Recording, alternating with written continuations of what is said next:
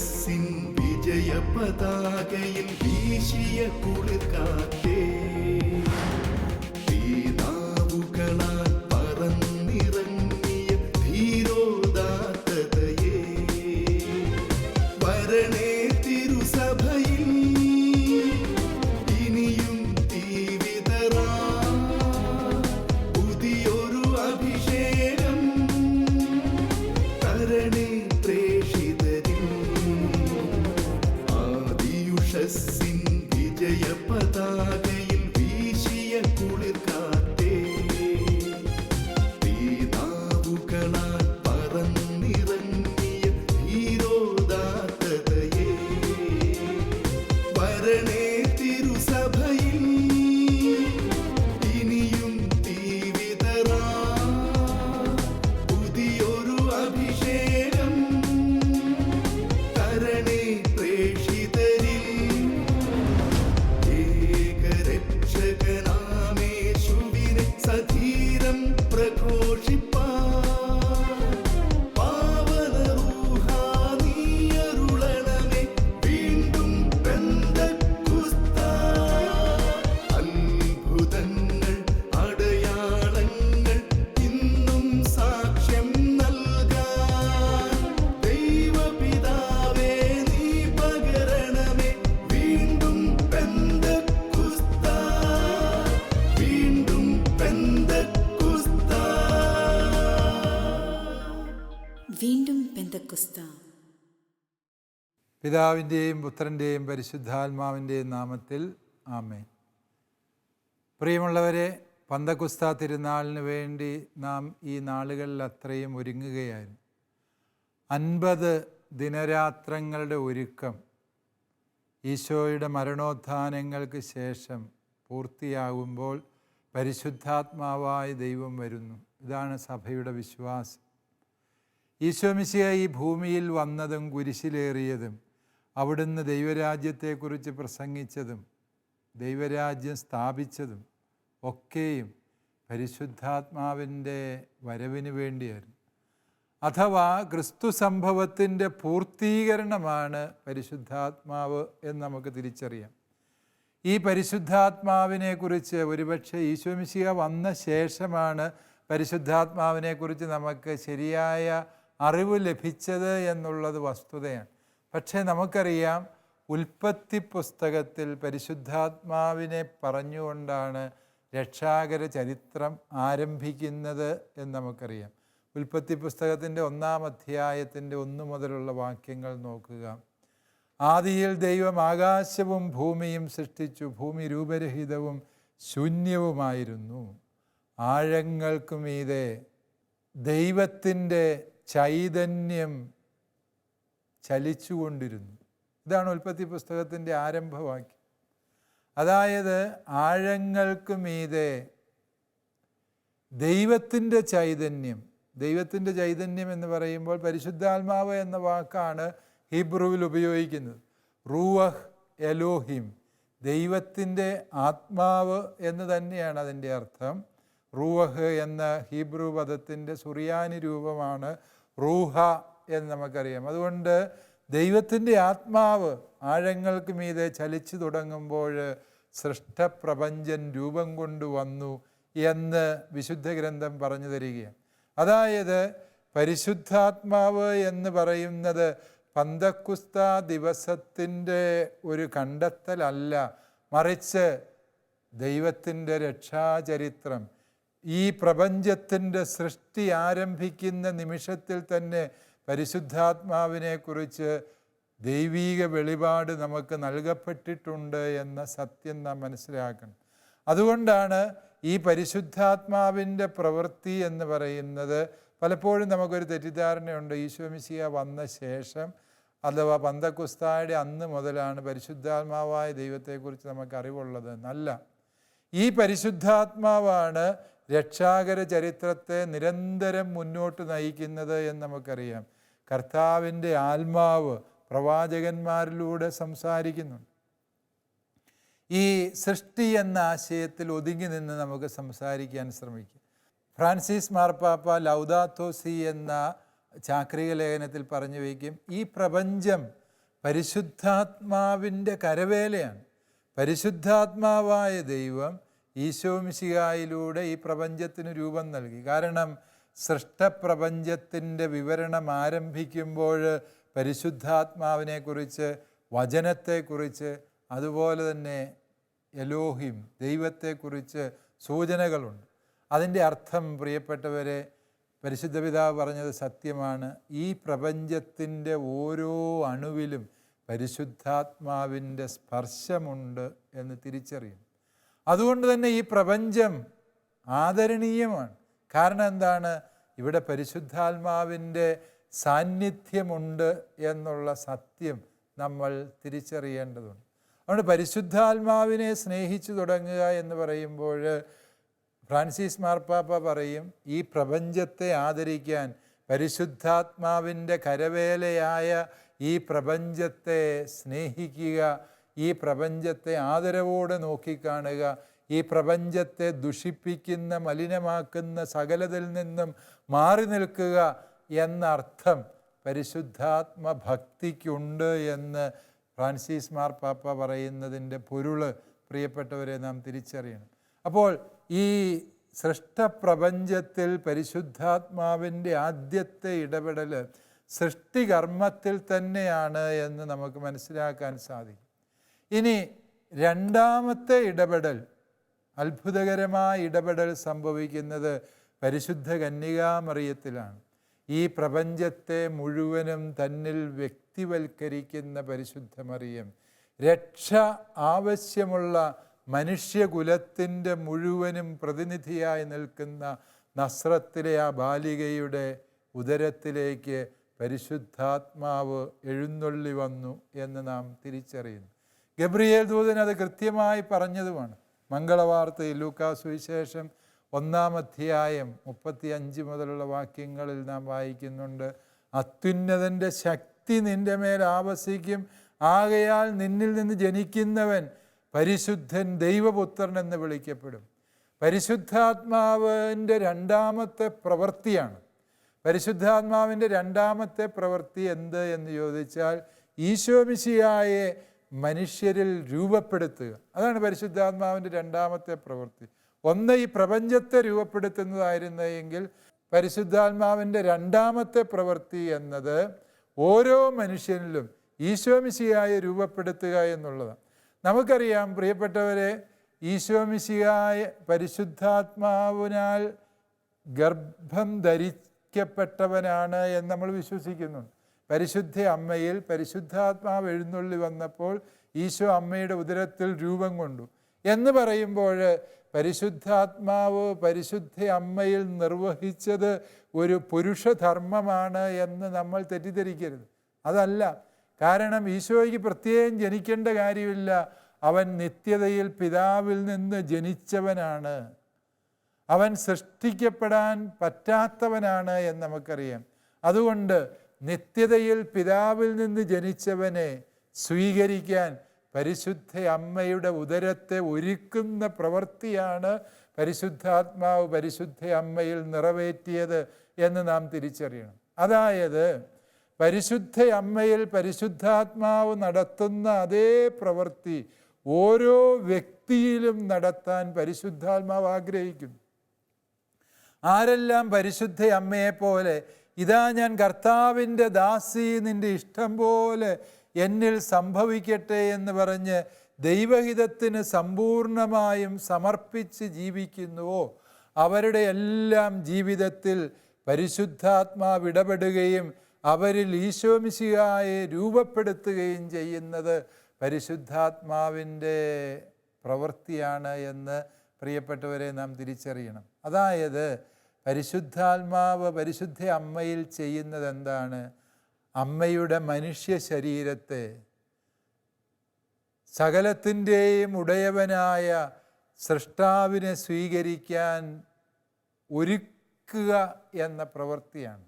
അതായത് നമ്മെയും നമ്മുടെ ശരീരത്തെയും മനസ്സിനെയും ആത്മാവിനെയും ഈശോയെ സ്വീകരിക്കാൻ ഒരുക്കുന്നവൻ പരിശുദ്ധാത്മാവാണ്. പരിശുദ്ധാത്മാവായ ദൈവം എപ്പോഴും ഈശോമിശിഹായെ നമ്മുടെ ഉള്ളിൽ രൂപപ്പെടുത്താൻ ആഗ്രഹിക്കുന്നു. പരിശുദ്ധാത്മാവ് പരിശുദ്ധ ത്രിത്വത്തിലെ മൂന്നാമത്തെ ആളാകയാൽ പിതാവായ ദൈവത്തിൽ നിന്ന് പുറപ്പെടുന്ന ഈ പരിശുദ്ധാത്മാവ് ഓരോ വ്യക്തിയിലും ഈശോമിശിഹായെ രൂപപ്പെടുത്താൻ ആഗ്രഹിക്കുന്നു. ആ അർത്ഥത്തിൽ ചിന്തിക്കുമ്പോൾ പരിശുദ്ധാത്മാവിൻ്റെ പ്രവൃത്തി ഒരു ത്രിത്വൈക പ്രവൃത്തിയാണ്.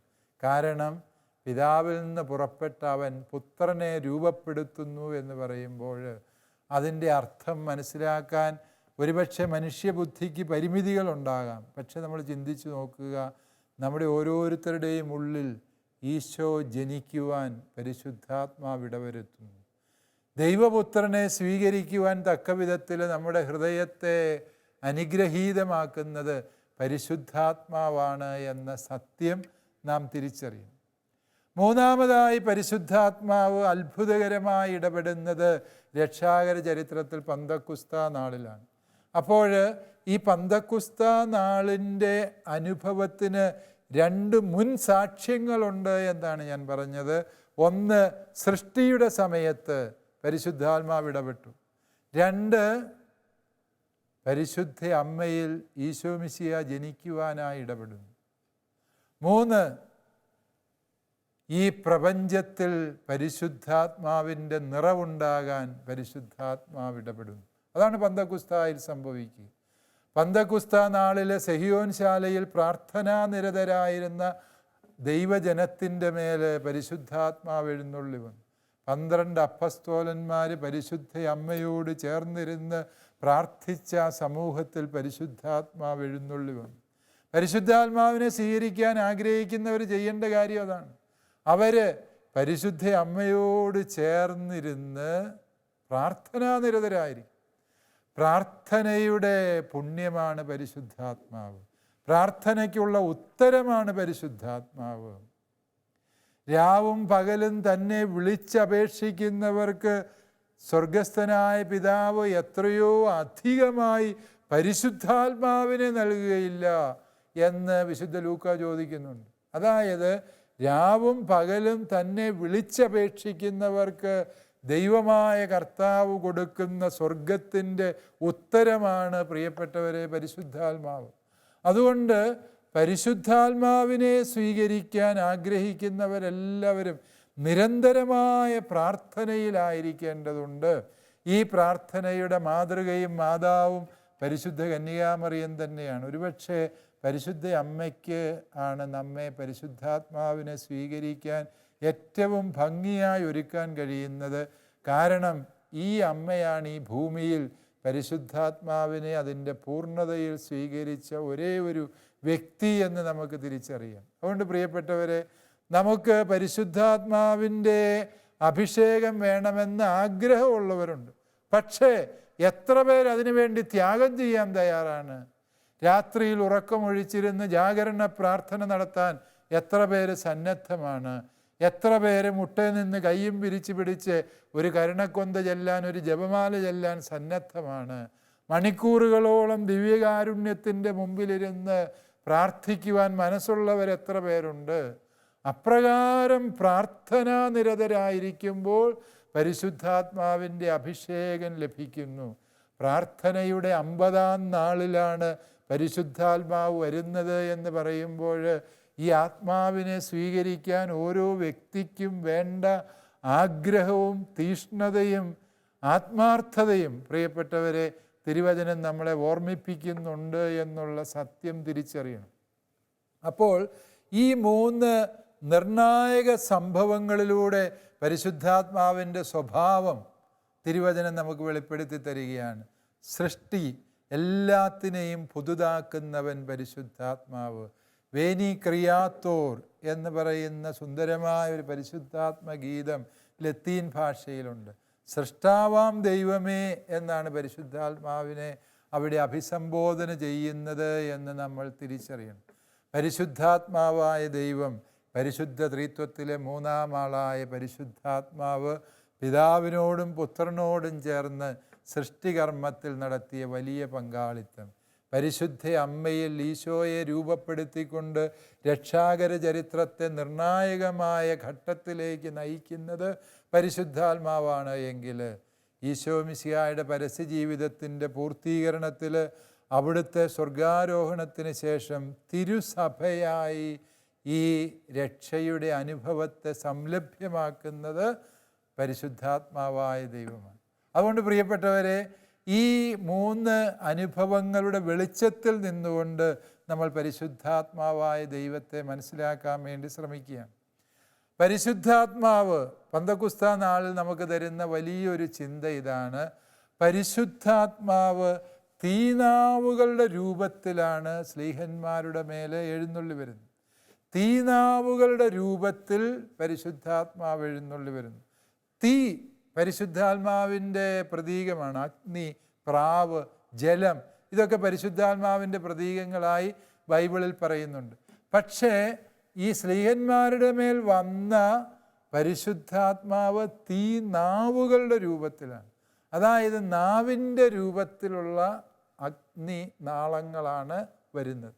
അതെന്തുകൊണ്ട് എന്ന് ചോദിച്ചാൽ സഭാപിതാക്കന്മാർ തരുന്ന ഉത്തരം, പരിശുദ്ധാത്മാവ് വന്നു കഴിയുമ്പോൾ പ്രിയപ്പെട്ടവരെ, ഓരോ അപ്പസ്തോലനും മിശിഹായുടെ വചനത്തിൻ്റെ സജീവ സാക്ഷികളായി മാറുകയും. അതാണ് ഒരു വ്യക്തിയിൽ പരിശുദ്ധാത്മാവ് പ്രവർത്തിക്കാൻ തുടങ്ങി എന്നുള്ളതിൻ്റെ ലക്ഷണം എന്താ എന്ന് ചോദിച്ചാൽ, ആ വ്യക്തി ഈശോ മിശിഹായെക്കുറിച്ചാണോ സംസാരിക്കുന്നത് എന്ന് നോക്കിയാൽ മതി. ആ വ്യക്തിയുടെ സംസാരത്തിൽ ഈശോയ്ക്ക്, അവിടുത്തെ വചനത്തിന്, അവിടുത്തെ ദൈവരാജ്യത്തിന് എന്തുമാത്രം പ്രാധാന്യമുണ്ട് എന്നതിനനുസരിച്ച് ആ വ്യക്തിയിലെ പരിശുദ്ധാത്മ സാന്നിധ്യം നമുക്ക് മനസ്സിലാക്കിയെടുക്കാൻ വേണ്ടി സാധിക്കും. പലപ്പോഴും നമ്മൾ വാതുറന്ന് പറയുന്നത് വിൺവാക്കുകളും അശ്ലീല സംഭാഷണങ്ങളും വിടുവായത്തങ്ങളും പൊങ്ങച്ചങ്ങളും അഹങ്കാരത്തിൻ്റെയും ഭാഷണങ്ങളാണ് എങ്കിൽ പ്രിയപ്പെട്ടവരെ, നമ്മൾ പരിശുദ്ധാത്മാവിനെ സ്വീകരിച്ചിട്ടില്ല, പരിശുദ്ധാത്മാവ് നമ്മിൽ വസിക്കുന്നില്ല എന്നാണ് അതിൻ്റെ അർത്ഥം. തീനാവുകളുടെ രൂപത്തിൽ വന്നവന് ഒരേ ഒരു ലക്ഷ്യമേ ഉള്ളൂ: ആ ആത്മാവിനെ സ്വീകരിച്ചു കഴിഞ്ഞാൽ അവർ ഈശോ മിശിഹായുടെ സാക്ഷികളാകും. ഈ നാവ് രൂപത്തിൽ പരിശുദ്ധാത്മാവ് പത്രോസ്ലീഹായുടെ മേൽ എഴുന്നള്ളി വന്നപ്പോൾ അതുവരെ യഹൂദരെ ഭയന്ന് കതകുകൾ അടച്ചിരുന്ന അപ്പസ്തോലൻ പുറത്തേക്ക് ഇറങ്ങിച്ചെല്ലുകയാണ്, യഹൂദരുടെ മധ്യത്തിലേക്ക് ഓടിച്ചെല്ലുകയാണ്, വലിയ ഉച്ചത്തിൽ പ്രഘോഷിക്കുകയാണ്: ആകയാൽ സഹോദരങ്ങളെ, നിങ്ങൾ കുരിശിൽ തറച്ചു കൊന്ന നസ്രായനായ യേശുവിനെ പിതാവായ ദൈവം ഉയർപ്പിച്ചു, ഞങ്ങൾ അതിൻ്റെ സാക്ഷികളാണ് എന്ന് പത്രോസ്ലീഹ വിളിച്ചു പറയുകയാണ്. അതായത് പരിശുദ്ധാത്മാവായ ദൈവം വന്നു കഴിയുമ്പോൾ നമ്മിലുണ്ടാകുന്ന ഒന്നാമത്തെ മാറ്റം പ്രിയപ്പെട്ടവരെ, അതാണ് നമ്മൾ ഈശോ മിശിഹായെക്കുറിച്ച് സംസാരിക്കുന്നതിൽ സന്തോഷിക്കാൻ തുടങ്ങും. ഈശോയ്ക്ക് സാക്ഷ്യം വഹിക്കുന്നതിൽ അർത്ഥമുണ്ട് എന്ന് ചിന്തിക്കാൻ തുടങ്ങും. നമ്മൾ കാണാറുണ്ടല്ലോ, പല യുവജനങ്ങളും നമ്മുടെ ജീസസ് യൂത്തിൽ പ്രവർത്തിക്കുന്നവരാകാം, അല്ലെങ്കിൽ മറ്റ് പല സംഘടനകളിൽ പ്രവർത്തിക്കുന്നവരാകാം. അവർക്ക് പരിശുദ്ധാത്മ കൃപ കിട്ടിക്കഴിയുമ്പോൾ 1 കൊല്ലവും 2 കൊല്ലവും ഒക്കെ പഠനത്തിനിടയിൽ അവധിയെടുത്ത് അവർ ഈശോ മിശിഹായ്ക്ക് സാക്ഷ്യം വഹിക്കാൻ വേണ്ടി പോവുകയാണ്. ഒരു പരിചയമില്ലാത്ത നാടുകളിലേക്ക് അവർ പോവുകയാണ്. എങ്ങനെ ഇത് സാധിക്കുന്നു? നിങ്ങളൊന്ന് ആലോചിച്ച് നോക്കിയേ. നമ്മുടെ നാടും വീടും ഉപേക്ഷിച്ച മിഷണറിമാർ അവർ ഈശോയുടെ സാക്ഷികളായി പോകുന്നത് ചിന്തിച്ചു നോക്കി. ഒരു ജീവിതം മുഴുവനും അങ്ങനെ ചെയ്യുന്നവർ. മംഗലപ്പുഴ സെമിനാരിയുടെ അഭിമാനങ്ങളായിരുന്ന ദൈവദാസന്മാരായ ഔറേലിനച്ഛനെയും സക്കറിയാസച്ഛനെയും കുറിച്ച് നമ്മൾ കേരള സഭയിലെ ആളുകൾ കേട്ടിട്ടുണ്ട്. ഞങ്ങൾക്ക് ആ സെമിനാരിയിൽ പഠിക്കാനുള്ള ഭാഗ്യം കിട്ടിയവർ. ആ സെമിനാരിയുടെ പുണ്യ താരങ്ങളാണ് സക്കറിയാസച്ഛനും ഔറേലിനച്ഛനുമൊക്കെ. അവർ സ്പെയിനിൽ നിന്ന് ഇങ്ങോട്ടേക്ക് മിഷണറിമാരായി വന്നു. 10-60 വർഷങ്ങൾ നീണ്ട അവരുടെ മിഷൻ പ്രവർത്തനങ്ങൾക്കിടയിൽ ഒരിക്കൽ പോലും അവർ സ്വന്തം നാട്ടിലേക്ക് തിരിച്ചു പോയില്ല എന്ന് വായിച്ചപ്പോൾ ഞാൻ അത്ഭുതപ്പെട്ടു. ദൈവമേ, ഇങ്ങനെയൊക്കെ മനുഷ്യർക്ക് ജീവിക്കാൻ പറ്റുമോ? ജീവിക്കാൻ പറ്റും. കാരണം എന്താണ്?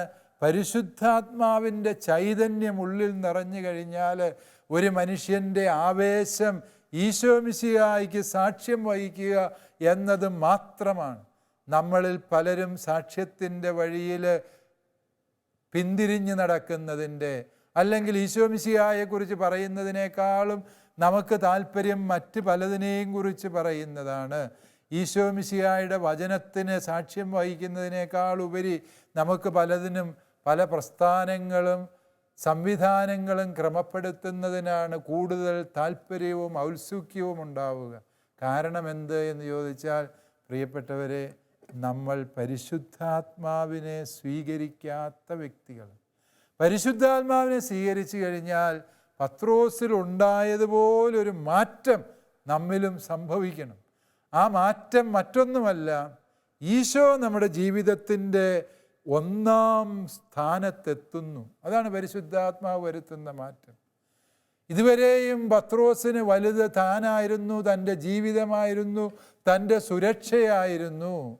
പക്ഷേ ഇനി മുതൽ പത്രോസിന് വലുതായ കാര്യം ഈശോമിശിഹായ. ആ ഒരു മാറ്റം അത് പരിശുദ്ധാത്മാവ് കൊണ്ടുവരുന്ന മാറ്റം. രണ്ടാമത് നോക്കിയേ, എല്ലാ ഭയങ്ങളും വിട്ടുമാറുകയാണ്. പരിശുദ്ധാത്മാവ് വരുമ്പോഴുണ്ടാകുന്ന രണ്ടാമത്തെ മാറ്റം അതാണ്, എല്ലാ ഭയങ്ങളും വിട്ടൊഴിയുക. ഭയം, നമുക്കറിയാം, ആധുനിക കാലത്ത് മനുഷ്യന് ഭയം കൂടുതൽ വർദ്ധിച്ചു വരുന്നു. അവൻ എല്ലാത്തിനെയും സംശയമാണ്, എല്ലാത്തിനെയും കുറിച്ച് ആശങ്കകളാണ്. ആകെ അസ്വസ്ഥത മനുഷ്യൻ്റെ മനസ്സിൽ ഭരണം നടത്തുന്നുണ്ട് എന്ന് നമുക്ക് തിരിച്ചറിയാൻ സാധിക്കും. എന്തുകൊണ്ടാണ് ഈ ഭയം? മനഃശാസ്ത്രജ്ഞന്മാർ പറയുകയാണ്, മനുഷ്യനിങ്ങനെ അനാവശ്യമായ വിവിധ ഭയങ്ങൾ രൂപപ്പെടുത്തിക്കൊണ്ടിരിക്കുകയാണ്. ഫോബിയകൾ ഇന്ന് മനഃശാസ്ത്രത്തിലെ ഒരു പ്രധാനപ്പെട്ട വിഷയം തന്നെയാണ്. ചിലർക്ക് ഇരുട്ടായാൽ ഭയങ്കര പേടിയാണ്, ചിലർക്ക് വെള്ളത്തെ പേടിയാണ്. അങ്ങനെ ഓരോന്നിനെയും, ചിലർക്ക് ചില എട്ടുകാലിയെ പേടിയുണ്ട്, പ്രാണികളെ ഭയമുള്ളവരുണ്ട്, ചിലർക്ക് പാമ്പിനെ കണ്ടാൽ തലകറങ്ങി വീഴുന്നവരുണ്ട്. ഭയം, എന്തുകൊണ്ടാണ് ഇത്തരത്തിലുള്ള ഭയങ്ങൾ നമ്മുടെ മനസ്സിൽ കുടിയേറുന്നത് എന്ന് ചോദിച്ചാൽ, ചിലപ്പോൾ ഏതെങ്കിലും ബാല്യകാല അനുഭവങ്ങളാകാം, പ്രീനേറ്റൽ പീരീഡിലെ എന്തെങ്കിലും അനുഭവങ്ങളിൽ നിന്നാകാം. നമ്മുടെ എല്ലാം മനസ്സിൽ കുറേ ഭയത്തിൻ്റെ അരൂപികൾ കടന്നുകൂടിയിട്ടുണ്ട് എന്നുള്ളത് യാഥാർത്ഥ്യം.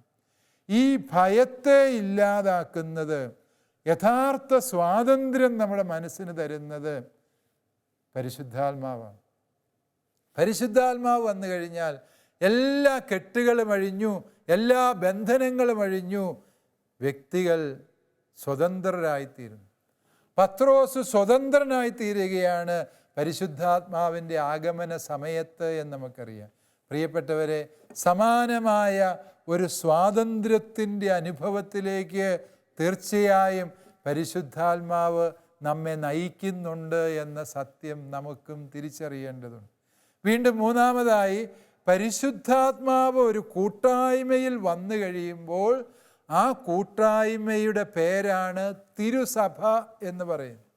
അതായത് 12 അപ്പസ്തോലന്മാരുടെ മേൽ പരിശുദ്ധാത്മാവ് എഴുന്നള്ളി വരുമ്പോൾ അവിടെ തിരുസഭ രൂപം കൊള്ളുകയാണ്. അതുകൊണ്ട് പരിശുദ്ധാത്മാവാണ് നിങ്ങളിലൂടെ സംസാരിക്കുന്നത് എന്നുള്ളതിൻ്റെ പ്രകടമായ സാക്ഷ്യം എന്ത് എന്ന് ചോദിച്ചാൽ, നിങ്ങൾ തിരുസഭയെ സ്നേഹിക്കുകയും പ്രവർത്തനങ്ങളും സംസാരങ്ങളും വഴി തിരുസഭയെ വളർത്തുകയും ചെയ്യുന്നവരാണ് എങ്കിൽ നമ്മുടെ പ്രവർത്തനങ്ങൾ പരിശുദ്ധാത്മാവിൻ്റെ പ്രവർത്തനങ്ങളാണ്. പ്രിയപ്പെട്ടവരെ, നാം ആരെങ്കിലും ചെയ്യുന്ന പ്രവർത്തനങ്ങൾ സഭയെ തകർക്കുന്നതും സഭയിൽ ഭിന്നതയുളവാക്കുന്നതും സഭാഗാത്രത്തെ മുറിവേൽപ്പിക്കുന്നതുമാണ് എങ്കിൽ അതൊരിക്കലും പരിശുദ്ധാത്മാവിൻ്റെ പ്രവൃത്തിയല്ല. അത്തരം വ്യക്തികളിൽ പരിശുദ്ധാത്മാവിൻ്റെ സാന്നിധ്യമില്ല എന്ന യാഥാർത്ഥ്യം നാം തിരിച്ചറിയേണ്ടതുണ്ട്. 12 അപ്പസ്തോലന്മാരുടെ മേൽ പരിശുദ്ധാത്മാവ് എഴുന്നള്ളി വന്നപ്പോൾ അവിടെ സഭ ജനിച്ചു എന്ന് തിരുവചനം സാക്ഷ്യപ്പെടുത്തുമ്പോൾ അതിന് വലിയ അർത്ഥമുണ്ട്. പ്രിയപ്പെട്ടവരെ, ആ അർത്ഥം മറ്റൊന്നുമല്ല, പരിശുദ്ധാത്മാവിനെ സ്വീകരിക്കുന്ന ഓരോ വ്യക്തിയുടെയും ഉത്തരവാദിത്വം സഭയോട് ചേർന്ന് പ്രവർത്തിക്കുക എന്നുള്ളത്. സഭയോട് ചേർന്ന് പ്രവർത്തിക്കുക എന്ന് പറയുമ്പോൾ തിരുസഭ നിർദ്ദേശിച്ച കാര്യങ്ങൾക്കനുസരിച്ച് നമ്മൾ ജീവിക്കുക. ചിലർ പറയാറുണ്ട്, എന്നോട് പരിശുദ്ധാത്മാവ് ഇങ്ങനെയാണ് പറഞ്ഞത്, അതുകൊണ്ട് ഞാൻ സഭയെ അനുസരിക്കുന്ന വിഷയമില്ല, ഈ കാര്യത്തിൽ സഭ പറയുന്നതല്ല ഞാൻ കേൾക്കുന്നത്, പരിശുദ്ധാത്മാവ് പറയുന്നതാണ് ഞാൻ കേൾക്കുന്നത് എന്ന് പറഞ്ഞ് വിഘടിത ഗ്രൂപ്പുകൾ ഉണ്ടാക്കുന്നവരും സഭയോട് മറുതലിക്കുന്നവരുമായ ആളുകളെ നമ്മൾ ഈ കാലഘട്ടത്തിൽ കാണാറുണ്ട്. പ്രിയപ്പെട്ടവരെ, ഏറ്റവും സ്നേഹത്തോടെ അവരോട് നമ്മൾ പറഞ്ഞു കൊടുക്കണം, അല്ലയോ സഹോദര സഹോദരി, നിനക്ക് തെറ്റുപറ്റി. കാരണം പരിശുദ്ധാത്മാവ് ഈ തിരുസഭയുടെ ആത്മാവാണ്. ഈ തിരുസഭയെ ഭിന്നിപ്പിക്കുന്ന, തകർക്കുന്ന, ഇവിടെ അസ്വസ്ഥത ഉളവാക്കുന്നതൊന്നും വാസ്തവത്തിൽ പരിശുദ്ധാത്മാവുമായി ബന്ധമില്ലാത്ത പ്രവൃത്തിയാണ്. സഭയെ ഇഷ്ടപ്പെടാത്ത ഒരു അരൂപിയുണ്ട്. അത് പരിശുദ്ധാരൂപിയല്ല, ദുഷ്ടാരൂപിയായ പിശാചാണ്. സഭയെ തകർക്കുക, സഭയ്ക്കെതിരായ ആക്ഷേപങ്ങൾ വാട്സപ്പിലും ഫേസ്ബുക്കിലും സാമൂഹിക മാധ്യമങ്ങളിലുടനീളം സഭയെയും സഭയുടെ അഭിഷിക്തരെയും കൂദാശകളെയും അധിക്ഷേപിച്ച് ആളുകൾ എഴുതുന്നതും പറയുന്നതും നാം കേൾക്കാറുണ്ട്. പ്രിയപ്പെട്ടവരെ, ആരോടും ആർക്കും പരിഭവം വേണ്ടതില്ല. കാരണം ദൈവത്തിൻ്റെ അരൂപിയുടെ പ്രവർത്തനം സഭയിലാകയാൽ ഈ സഭയെ താറടിക്കുന്നതിന് വേണ്ടി ദുഷ്ടാരൂപി നടത്തുന്ന യജ്ഞങ്ങളുടെ ഭാഗമാണ് അവയൊക്കെ എന്ന് തിരിച്ചറിയുകയും അത്തരത്തിൽ ഉള്ള മക്കൾക്ക് വേണ്ടി തീഷ്ണതയോടെ പ്രാർത്ഥിക്കുകയും ചെയ്യും. അവസാനമായി ഈ പരിശുദ്ധാത്മാവിനെ അനുഭവിക്കാനുള്ള വഴി എന്തെന്ന് ചോദിച്ചാൽ വിശുദ്ധ ഗ്രന്ഥം വായിക്കുക എന്നുള്ളത്. കാരണം പരിശുദ്ധാത്മാവ് വന്നു കഴിയുമ്പോൾ നമുക്കറിയാം, ദൈവീകമായ വ്യക്തികളുടെ മേൽ പരിശുദ്ധാത്മാവ് പ്രത്യേകമാം വിധം ഇടപെട്ട് അവരുടെ ബുദ്ധിയെ പ്രകാശിപ്പിച്ചപ്പോൾ അവർ എഴുതിയതാണ് വിശുദ്ധ ബൈബിൾ. അതിനെക്കൊണ്ടാണ് ബൈബിൾ ദൈവനിവേശിത ഗ്രന്ഥം എന്ന് പറയുക. എന്ന് പറയുമ്പോൾ പരിശുദ്ധാത്മാവിനാൽ പ്രേരിതരായി വിശുദ്ധരായ പിതാക്കന്മാർ, മാതാക്കൾ എഴുതിയതാണ് ഈ ഗ്രന്ഥം എന്നുള്ളതിനാലാണ് വിശുദ്ധ ഗ്രന്ഥം എന്ന് ബൈബിളിന് പേര് പറയും. അതായത് ബൈബിൾ വായിക്കുമ്പോൾ, അതുകൊണ്ട് നമ്മൾ മത്തായിയുടെ സുവിശേഷം വായിക്കുമ്പോൾ യൂദയ സഭയിലെ ഒരു മത്തായി ചേട്ടനെ അല്ല നമ്മൾ വായിക്കുന്നത്.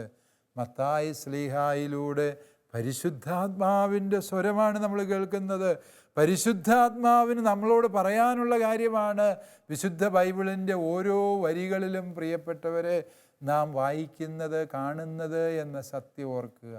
അതുകൊണ്ട് സഭയോട് ചേർന്ന് കൗദാശിക ജീവിതം നയിക്കുമ്പോൾ, വിശുദ്ധ വചനത്തിൽ ആഴമായി നമ്മൾ താല്പര്യമെടുക്കുമ്പോൾ ഒക്കെയും നമ്മൾ പരിശുദ്ധാത്മാവിനെ നമ്മുടെ ഉള്ളിലേക്ക് സ്വീകരിക്കുകയാണ് എന്ന സത്യം ഓർക്കുക.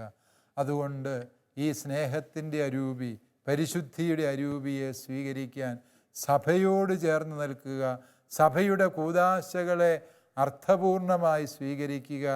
അതുപോലെ തന്നെ തിരുവചനത്തെ ഇഷ്ടപ്പെടുക, സ്നേഹിക്കുക. എല്ലാ വെറുപ്പും വിദ്വേഷവും വെടിഞ്ഞ് സ്നേഹത്തിൻ്റെയും പങ്കുവയ്ക്കലിൻ്റെയും വഴികളെ സ്വീകരിക്കുക. അപ്പോൾ നാം പരിശുദ്ധാത്മാവിൻ്റെ ആലയങ്ങളായിത്തീരും. ഈ പരിശുദ്ധാത്മാവ് വഴി നാം മിശിഹായുടെ ശരീരത്തിലെ പരസ്പരം സ്നേഹിക്കുന്ന, പരസ്പരം വളർത്തുന്ന, പരസ്പരം അഭിമാനമുള്ള മക്കളായി തീരുകയും ചെയ്യുന്നു എന്ന സത്യം ഓർക്കുക. ദൈവം നിങ്ങളെല്ലാവരെയും സമൃദ്ധമായി അനുഗ്രഹിക്കട്ടെ. പിതാവിൻ്റെയും പുത്രൻ്റെയും പരിശുദ്ധാത്മാവിൻ്റെയും നാമത്തിൽ